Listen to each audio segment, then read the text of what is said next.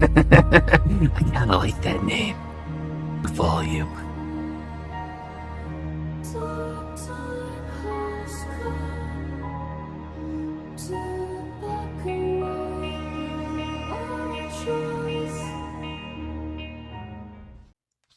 Hey, what is up, guys? Welcome to the channel. If you are new, be sure to hit the like button and subscribe. You guys wanted it, you asked for it, and I am here to deliver. Part 2 of custom cards. This one took a little bit to make because I needed to come up with new ideas. Summer is around the corner, so I wanted to make sure summer cards were also in this bundle. We have 2 summer cards for you, and also the theme is mostly X-Men, but there are things outside of X-Men. Like, for example, Iron Spider. So if you are new, subscribe. It helps the channel a ton. Comment down below which character you would like to see in the future. It would help me out with figuring out what characters would be cool to do. And yeah, let's go ahead and start moving into it. So coming in at number like 1, the first introduction of the part 2 card would be Iron Spider. I meant to put him in part 1, but like I accidentally forgot to put him in. So I made sure we got him in this time. So Iron Spider is a 5/6. On reveal, move your other cards at this location to random locations for each card that moves. Give them +1 and give Iron Spider +2 power. I think this is a pretty good like alteration finisher card outside of Heimdall. Heimdall is so predictable that it's easy to read when you're gonna play him. I know there's other ways to win outside of Heimdall out like in bounce, but this would just be like a randomizer like card shuffler to make it to where if you play him, there's a good chance you could win just based off his size on his own location or boosting all the other cards like around enough to where it can win the game. You never know. Move is so hard to predict, and this just makes it more hard to predict. So the idea was to make move still stay random while still being powerful, or at least giving them enough power to be powerful. So Iron Spider, the card shuffler, the field shuffler. Let me know what you guys think of him. I think he's pretty cool. He may need some balancing. He might be too strong at 5/6. He may need to be a 5/5, but it's hard to say. It's really hard to say. Depends like what's all in your deck. All right, next up on the list is Scott Summers. We have a Cyclops already in the game, but he's pretty mid unless you use high evolutionary. I wanted to make it independent Scott Summers that would work outside of that one deck. Something that could be a little bit more flexible depending on what deck you want to run. Now, he is still in his own archetype, which is either bounce or like cards that return to your hands, but he's going to have a unique mechanic where on reveal, your max hand size is increased by 1. When you bounce or return a card to hand, it gains +1 power. I think this would be really cool in multiple situations. One, tools fill your hand up too much, so this would also like be flexible for tools. If you wanted to like go with Kitty Pride plus Brawler and have like a tool deck going on, this would be good in bounce in general because bounce you overload your hand a lot as well. I know one extra hand size doesn't seem like a lot, but for those who actually like play bounce or play tools, you'll understand it's hand flooding and you can miss draws off of it. So the one extra hand size, while it doesn't sound like a lot, it's going to be pretty impactful in my opinion overall as a tool. It allows just for a little bit more room and a little bit more space for you to play out your hands, especially if you're drawing cards and like missing draws because of like your hand being full. So this helps out a little bit. Though it's only niche to like this one archetype, it would be a good experimental card to just see how the game does with a deck that can use 8 cards as a hand instead of 7. I think it's niche, but I think it might be pretty good. So Scott Summers, I think, is a good idea for more ways to improve Marvel Snap, in my opinion. We have Pyro up next. I don't believe we even own a Pyro in the game, which is crazy when he's not a popular villain, but like he's well known at least. So Pyro, a 4/4. On reveal, discard a card. Afflict all cards here, including yours, with negative power equal to its cost. Ongoing. If a card here has 0 or less power, destroy it.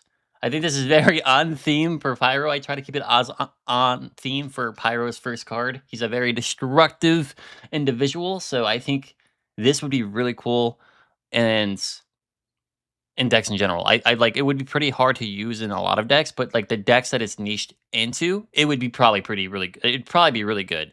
Like I can think this would probably go in Phantom X relatively comfortably because you can like play Winter Soldier in that location. You can play Maru on that location. You can play a lot of things on that location to destroy towards the end of the game. If you're able to like negative inflict the field enough, or if not, you can still eat the pyro on that last turn and have your venom be slightly bigger.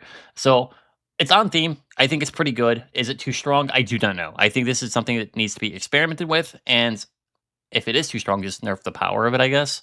Because I feel like the effect is fine, especially since there's a hard counter being Luke Cage. So, and also the randomizer that is whatever it is you discard. So, it's definitely a card you play out towards your last turn. You could probably chameleon it, but that's why I made it a 4/4. To make it harder to do that. So, I think it's pretty cool. Pyro. I don't know how we don't have one in Marvel Snap yet, but we kind of do now.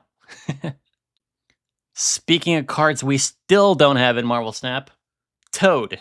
How do we not have a Toad yet? So Toad is a 2/2. Objective. Move this card to a different location.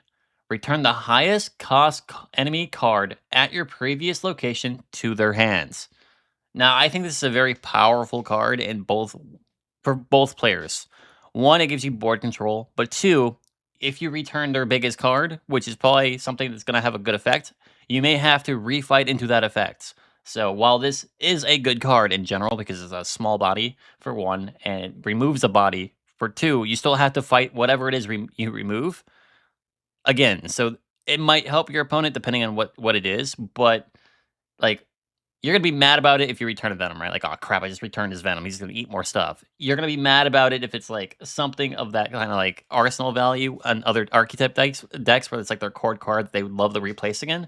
You're gonna be mad about it as the other player if you return like something that doesn't want to move and it's like once you place it, you can forget about it, like an active card. Like if this is an activate card you're returning, that player's gonna be mad. I know I would be pretty mad if it like returned an activated card and I didn't get to use the activate. I'd be pretty mad about it. So Toad, well, I think he has a upside and a downside. I think he's a pretty stylish card when it comes to choice. So yeah, I don't know why I keep buffing move, but we're here. We're for it. Move. You guys get Toad. It's time to return to the king of Inhumans, Black Bolts. Now, this guy was super hard to make because I had like 4 different variations of him. At one point, he was a 6/2, and if you're losing location, he would destroy that location.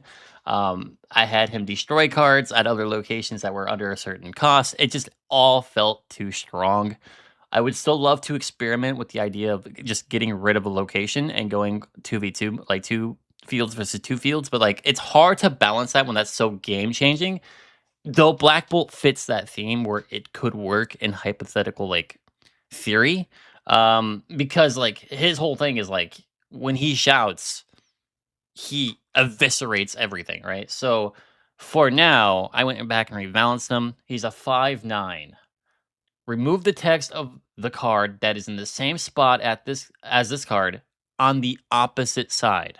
So this is like a targeted deafening chord, but it's like you get to pinpoint what spot you want to remove. This kind of can help in some situations for setup on the opponent's side. I like this idea mainly for control, and he might be too strong. I think a 5/9 with this effect is kind of strong, but it's Black Bolt. Black Bolt's one of the strongest heroes, like legitly the strongest. Like he's so powerful, it's crazy. So he might be too strong, but at the same time, it's Black Bolt, and his niche is to remove the text off a card, just on whatever spot you put him on. It's going to be a little hard to like snipe what you're aiming for, unless it's like the last turn. You can probably take away something pretty important, but I don't know. Let me know in the comments below, like, what do you think this guy should do? Like in like if we're trying to be more lore accurate with Black Bolt, what could we do to make a lore accurate Black Bolt be very powerful and still be balanced in Marvel Snap? That's like the balance of like trying to figure this stuff out is how do I make him kind of lore accurate and powerful. And this is the most I could do that is balanced the best that I could. And I just think his power might be a little strong. I think 5'9". I think 9 might be the problem. He might be like he might need to be like a 5'6" or something. It's hard to say because Fing Fang Foom is super powerful, but this would like disable Fing Fang Foom if you got lucky and you guessed. So there's a little RNG there. You have to guess. You may not take out anything out of value. You may not take anything out at all. So at least his body's big enough to make up for that if that happens. Mayhem, a 2/2. After you play a 1 or 2 cost card here, merge this into a target host. Can't be destroyed. So the idea here is like I'm not the only one that thought this. I've talked to like other people, and they're like, man, Hulkbuster just sucks. It's just worse than all these other merge cards, and I agree.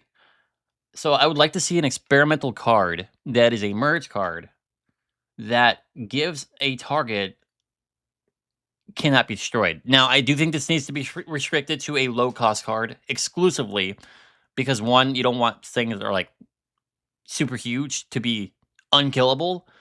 But at least this way, you can protect smaller things that might be pretty important to your board while playing recklessly on your own side. So, like, you can play something to destroy your field, but like it will protect that one card. If you're playing destroy it, you could kind of protect something that might want to be protected. Just a little something for utility that isn't crazy, but does protect a card within reason. And I think a 1 or 2 cost card with this would be okay. I don't think it'd be busted. I think in this situation, it would be okay. There are some cards that might be pretty strong with it, but it would be very few in between. So, Mayhem, a better Hulkbuster. All right, we're coming on one of my favorite cards in the batch. I wanted to make an actual Logan that is something that is good, but like not overly good. This guy went through a few changes, and here's what we landed on. It's a 1/1 Logan. After any card is inflicted with negative power, this moves to that location and gives a random card there -1 once per turn. That is extra added text just in case because like it was brought to my attention if it doesn't have the once per turn. You could play a hazmat with him on like turn 5 or what it turned turn 4 and he would proc like 20 times, which would be hilarious, but it would probably be way too OP. So I think once per turn balances this guy out because he's a 1/1 to begin with, so he's going to be on the field really early and easily be able to be on that field. Um, and he impacts the field in such a way that like kind of Lockheed does, but like he's more mobile with it, where like you can avoid Lockheed. This guy's harder to avoid because it's based off the player inflicting. So you have to play infliction cards, and he would pair well with the infliction deck because you want to afflict so much. So he's probably not Omega like I don't think he's like Omega must run. I think he's just a nice unit to have in like an affliction deck. I don't know like how strong he'd be at the end because like technically speaking, depending on how much you inflict a turn or per turn, he could be pretty good. But like he's limited to once per turn, so like you would have to inflict every turn for 6 turns for him to get like real value. And by the end of that 6th turn or whatever 7th turn, he'd only inflict 6 times, which isn't that much unless you multiply other infliction cards along with it. Like Diamondback would be pretty good with this guy. Hazmat would be good with this guy. Like things that can help you inflict everywhere, he can kind of just jump to locations and like stab them real quick. It could probably get buffed to -2 if it's once per turn, but it depends. It really depends. Like I'd like to see it experimented with first before we go any bigger. I love infliction. I think infliction is always something that could use more love, but it needs to get loved in a way where it's not busted. It needs to still stay balanced, and I think this is one of the better ways of doing it because he can still die. You can still killmonger this guy, and you can still get rid of him before he has any impact on the board. So, Logan, I think he's pretty good. All right, I did say we'd have some summer cards. Here they are. The first one is Luna Snow. 3/4. All cards at this location gain half the power from buffs or triggers, rounded down. She's a control card. A little different than an energy card that she usually would be. Like I think Luna Snow's current card is really good. This one is just a little bit of a variation to where like depending on the deck you fight, this could be really good as a tech card. It just depends on what you fight. I like the idea of having more ways to counter things that can get ultra big. I think getting ultra big is way too easy in Marvel Snap. So having something that can help slow that process down in some locations would probably be a good thing. So I like the idea of a card that can help reduce the amount you gain on certain locations. I think if it's like the whole like all fields would be way too good, and then that archetype would just be dead. But if it's limited to like one location, you have to play around that as that type of player. So just an idea of Luna Snow. I think it would be an interesting card to try out. Last but not least, probably my second favorite card in the batch, which is a Sue Storm. She's a 4/5. Sue Storm. At the start of turn, if you are winning this location, give one of your cards in another location to power. If you are losing, give an enemy card here -2 power. Now, this does translate to her being roughly a 4/11, I think, close to like that, which is pretty good. I think a 4/11 is a okay mechanic whenever it's random like this, where because, like, let's be honest, we have cards that are lower cost and get way bigger in 4/11. We have Chamber, for example. He's a 2. He can get to like 215. So this is in that middle safe ground where it's like it's pretty good when it wants to work, and it's pretty good to help out your other locations, but it's just not like extremely OP. I think this is just something you can use in a deck to help you balance out your power all over the board. And it's not as strong as like Iska, who's doubling her power every turn. It's more manageable than that. Because whenever you do a card that can double its power, it's really dangerous because of like how crazy they can scale out of like control. Where with this, you're kind of just balancing your board to be good everywhere instead of just one location. So you're helping out your board and hurting the opponent's board if you're already in the lead to help apply pressure. So she's like a control card, and it kind of fits Storm. All right, it kind of fits Invisible Woman Sue Storm in her supportive role, and I think it fits quite well, like theme wise. I was trying to think of ways that maybe she can do barrier stuff or whatever, but like if they made a card like this, I'm sure they'd have the animation looking like it's like a barrier on your side and like her throwing something on the opponent's side. It'd be a cool card to see like go to work on if the animation was nice. Also, it's a summertime card, so I kind of need this. But with that being said, those are all the cards that we have. And yeah, I hope you enjoyed them. It's not as easy as you think to make inventive ways to make cards. Like I would love to make cards that are like brand new to Snap that have like unit like duo mechanics, or like if you run both these cards together, you get a benefit. Or if like there's a flip mechanic where if you flip the card, there's another card in the back. There's so many things you can experiment with Marvel Snap to make cards really interesting. The hardest part about it is just balancing the cards so they're not like omega busted, right? So let me know what you guys think. Who was your favorite card out of this batch, and who would you like to see in the future as a card? Let me know in the comments below, and I'll see if I can make them for you. Thanks for watching. I hope you enjoyed, and yeah, peace.